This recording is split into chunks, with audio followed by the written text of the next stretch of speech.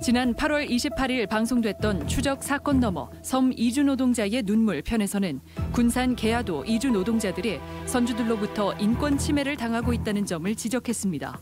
현재 수사기관에서 정확한 피해 사실을 조사 중이고 이러한 사실은 일부 선주들에게 해당된다는 점을 알려드립니다. 네, 이번에는 많은 화제가 됐었던 사건의 그 후를 들어보는 시간, 바로 이슈 후 시간입니다. 오늘은 직접 취재한 김 PD 현장에 나와 있습니다. 네, 안녕하세요. 안녕하십니까. 네, 안녕하십니까. 안녕하십니까. 네, 오늘은 광화문 집회발 코로나19 확진자가 전라북도에도 확산이 되면서 방역에 비상이 걸리고 있는데요. 네. 관련된 내용을 이슈에서 취재했습니다. 광화문 집회 참석자 중에도 계속 늘고 있고 166명, 279명으로 300명을 400명대 신규 확진자 2차 대유행의 위기감이 고조되고 있습니다. 그런데 앞으로가 더 걱정입니다. 전국으로 확산되고 있는 코로나19. 전라북도도 더 이상 안전지대가 아니다. 도내 코로나19 확진자는 11명이나 쏟아졌습니다. 지난 주말 이후 확산세를 예의주시하며 그야말로 위기 상황입니다. 재확산의 발달이 된 8.15 광화문 집회. 지금처럼 똑같은 생활 방식이라면 대유행은 거듭 반복이 될 거고요. 전라북도, 아니 대한민국 시계를 멈춰버린 코로나19. 우리 삶은 그 후에 어떻게 달라졌을까? 최근 확진자가 갑자기 늘어난 전주 혁신도시. 역학조사 결과 8월 19일과 21일 사이 타 지역 확진자 포함 총 4명의 확진자가 이곳을 다녀간 걸로 밝혀졌다. 긴급 전화 문자 이곳의 분위기는 어떨까? 요즘 심각하죠, 그때보다는. 저번 코로나 때는 혁신도시에는 그렇게 많이 확진자가 안 나왔었거든요. 근데 저 사는 주변으로 뭐 카페, 음식점 많이 나와가지고. 지난 8월 21일에는 전주지법 부장판사가 확진 판정을 받기도 했다. 현직 판사로서는 국내 첫 번째 사례다. 그만큼 위기감이 고조되는 상황. 법원도 마비됐잖아요.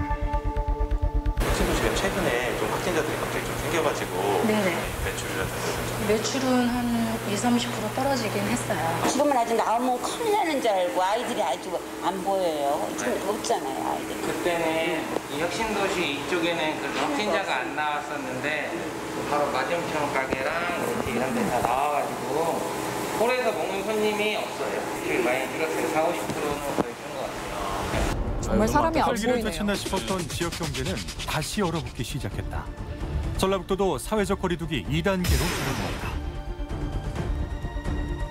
제재가 있어야 사람들이 움직이는 데 있어서 좀 경각심을 가지는 것 같아가지고 했으면 좋겠다는 생각이에요. 마음은 안 됐으면 좋겠는데 될 것 같기도 하고 그래요.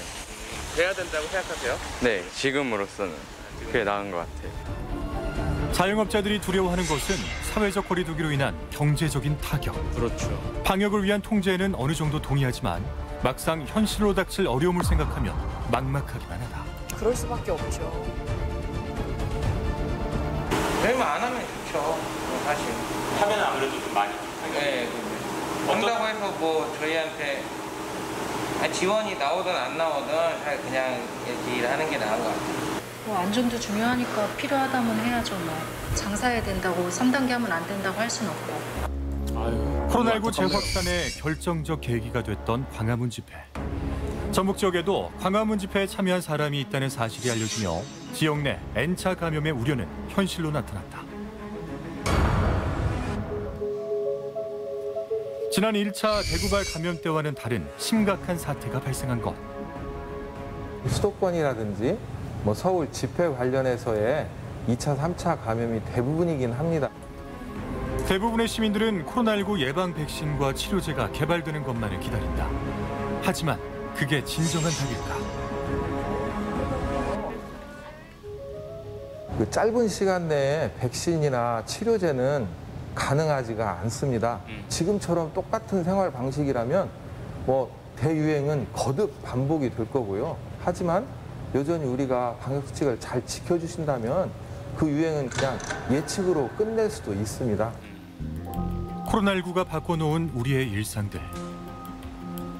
한옥마을이네요. 각종 행사나 모임은 줄었고 사람들은 집 밖에 외출을 거렸다. 전주는 좀 험하겠는데 뭐 이번에 그 교회로 인해서 막 확진자들이 나타나가지고 사람들이 자칭 다 이렇게 멀리하고 조심하고 막 그래요. 안 가지. 이유가 있으세요? 버스 타서도 장갑적으로 이렇게 새 잡는다는데 그런 데 가겠어요? 확진자가 다녀갔던 시내 중심 상가 중에는 아예 휴업을 하거나 폐업한 경우도 덜어 있었다. 그 상가들이 정말 무슨 죄입니까? 실제로 제작진은 최근 확진자가 다녀간 상가의 주인을 만나봤다. 한번 소문이 나면 더 이상 안 가니까요. 아무래도 안 좋죠. 영어 모르는데 안 좋지. 사람들이 코로나 환자 왔다 갔다 오면 꺼리하니까. 혹시 그때 좀 매출에 좀 피해가 있으셨어요? 그러죠, 당연히. 근데 일주일 했으니까 그래도 몇백만 원 있겠죠. 장난 아니죠. 이번에도 여기서 안 나왔지만은 저번 주 목요일날인가 막 터질 때 있죠. 그때부터 거의 안 나오셨어요. 그것은 뭐 어디나 다 마찬가지고. 특히 그 가운데 식자재를 다루는 음식점의 타격은 심각하다. 식자재는 유효기간이 정해져 있는 만큼 때를 놓쳐 팔지 못한 식자재는 고스란히 손해로 돌아오기 때문이다. 그러네요.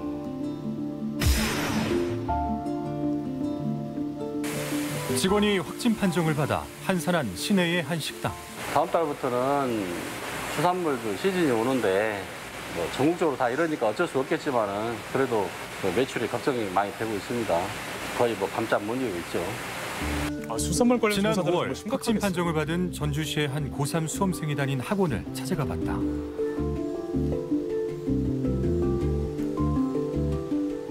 밥 먹으러 갔다가 대전이랑 잠깐 이렇게 밥집에서 겹치고 그래도 여기서 다 마스크 쓰고 있어서 한 명도 이제 그랬던 거고 배를 탓하거나 그런 경우보다는 이제 입시생인데 어떻게 하는데 걱정을 많이 하셔가지고 한 사회는 물론 개인의 일상까지 파고든 코로나19.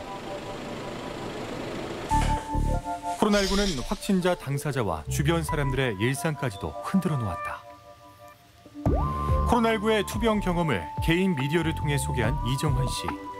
이 씨는 지난 4월 코로나 확진 판정을 받은 뒤 치료 과정과 심리 변화, 후유증을 솔직히 털어놨다. 실제로 확진 판정을 당시 받았어요. 심정을 이정환 씨는 이렇게 전한다. 근육통이 굉장히 심해가지고 하루에 잠을 1시간도 잘 수 없었다는 점, 기침을 하도 많이 해서 목이 쉬어버렸고 또 미각 둔화도 같이 왔었습니다. 코로나19를 겪으며 삶의 가치관이 많이 변했다는 이정환 씨. 얼마나 힘들었을까요? 초기에는 이제 좀 심리적으로 위축이 됐었고요. 또 재감염이 될까봐. 매출도 진짜 거의 안 했었고 요즘은 뭐 좀 심리적인 것도 좀 많이 나아졌고 육체적으로도 많이 회복이 돼가지고 건강하게 잘 지내고 있습니다. 다행입니다. 코로나19가 재확산되고 있는 요즘 정환 씨는 사람들에게 꼭 하고 싶은 이야기가 있다.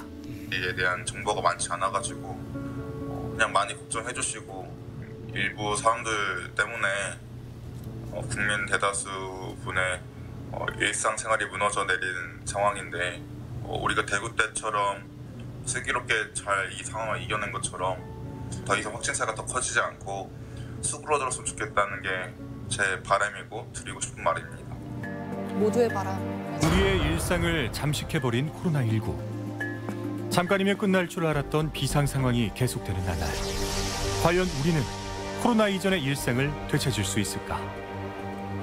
방역 당국 최선을 다합니다. 하지만 24시간 어떤 일을 할 수는 없습니다. 방심하시지 마시고 이런저런 수칙을 잘 지켜주신다면은 금세 이전처럼 일상생활을 하실 수 있을 겁니다. 끝이 보이지 않을 것 같은 터널에도 반드시 끝은 있는 법. 우리 모두의 간절함으로 하루빨리 코로나 이전의 일상을 되찾을 수 있길 기대해본다. 네, 그 확진자가 다녀간 상가에 직접 다녀왔는데 실제로 가 보니까 이 상인들이 가장 걱정하는 것은 무엇이었을까요? 네, 상인들은 낙인 효과를 좀 가장 두려워하고 있었는데요. 아무래도 이제 좀 확진자가 다녀간 식당이라고 하면은 초창기에는 명단이 좀 공개되기도 하고 그다음에 좀 방역 당국에서는 이제 휴업을 좀 며칠 시키기도 하는데 직접적인 매출 감소도 있을 뿐더러 시민들이 아무래도 좀 소문이 돌기 때문에 그런 점을 좀 우려하고 있었습니다. 코로나19 완치자 한 분을 영상에서 이렇게 화상 인터뷰로 만나본 걸 봤습니다. 그 전북 지역에도 코로나19 완치자들이 있지 않습니까? 그분들의 이후도 궁금한데 혹시 연락을 해보셨습니까? 어떻습니까? 네, 저희가 전화를 통해서 좀 취재를 해봤는데요. 예.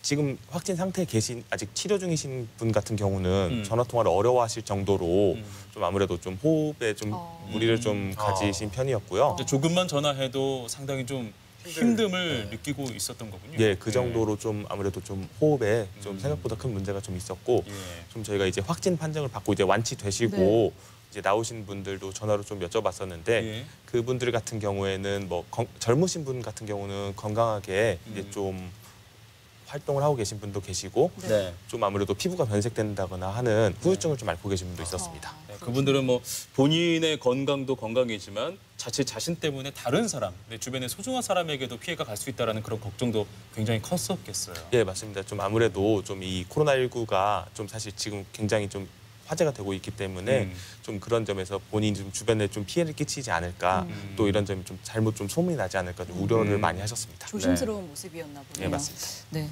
이번에 코로나19 확산의 원인으로 뭐 광화문 집회를 들잖아요. 네. 근데 그쪽에서 좀 비협조적인 면도 있고 해서 조사가 쉽지는 않지만 여튼 경찰에서 우리 지역에서 참석한 사람들도 조사 중이란 말이죠. 네, 지금 어느 정도 파악됐나요? 네, 경찰에서 지금 수사 중인 사안인데 현재쯤 전라북도 내에서 한 550명 정도가 그 광화문 집회에 참석한 것으로 추정이 되고 있습니다. 그렇군요. 예, 그 가운데 아직도 한 120명 정도가 그 수사에 불응을 하고 있고요. 그 점이 좀 크게 좀 문제가 되고 있습니다. 그분들은 그럼 검사도 아직 안 받아본 거잖아요. 예, 그렇습니다. 좀 연락이 안 되는 경우도 있고 좀 거부하시거나 부정하시거나 좀 이런 경우가 있고 보도에도 많이 나왔지만 뭐 핸드폰을 끄시거나 아니면 아예 뭐 카드를 안 쓰시고 현금만 쓰시는 경우도 좀 있어서 좀 그런 점이 좀 방역 당국에서 좀 긴장을 많이 하고 있고요. 좀 사실 1차 신천지 때 감염 때는 아무래도 그 지역 민간 감염이 1명에 불과했었는데 근데 광복절 집회 이후에는 한 20여 명 이상 늘어나면서 좀 이런 점이 아무래도 대구 사태 때보다 훨씬 좀 심각하게 지역에서는 받아들이고 있습니다. 이 최근에 청와대 국민청원 게시판에 오른 글 때문에 또 파문이 크더라고요. 네, 맞습니다. 최근에 국민청원 게시판에 이런 글이 올라왔습니다. 군산에 사시는 장모님께서 서울 구경을 시켜줄 테니 일당을 받고 잠깐 좀 서울에 갔다 오자. 그래서 이제 광화문 집회에 참석했다. 그런 경우가 좀 주장이 있었는데요. 관련해서 경찰은 수사를 하고 있고요. 극우 집회에서는 예전부터 사실 식사를 제공하고 인원을 동원하는 경우가 좀 있었는데 실체가 밝혀지진 않았어요. 네, 지금 좀 그것도 예전부터 좀 조사 중인데 근데 이런 점들이 좀 이제 방역 코로나19라는 비상 상황에 맞물려서 더욱더 좀 더 문제가 되고 있는 상황입니다. 알겠습니다. 뭐 코로나19가 가져온 변화가 우리 일상 전반에 존재하고 있지만 가장 큰 것을 꼽자면 아무래도 우리의 사고방식을 바꿔놨다라는 것이 가장 크게 바꿔놓은 부분이 아닐까 싶습니다. 자, 오늘 나와주신 김민재 PD 고맙습니다. 네, 감사합니다. 네, 이 손짓과 몸짓 그리고 표정으로 말하는 언어가 있는데요. 바로 수어입니다. 2016년 한국 수어 언어법이 제정되면서 이 수어는 농인들의 공식 언어로 인정을 받게 됐죠. 특히 코로나19처럼 사회적으로 큰 이슈가 있을 때는 절대적으로 수어가 필요한데요. 농인들에게 눈과 귀가 되어주는 수어 통역사의 하루를 저희 현장인에서 짚어봤습니다.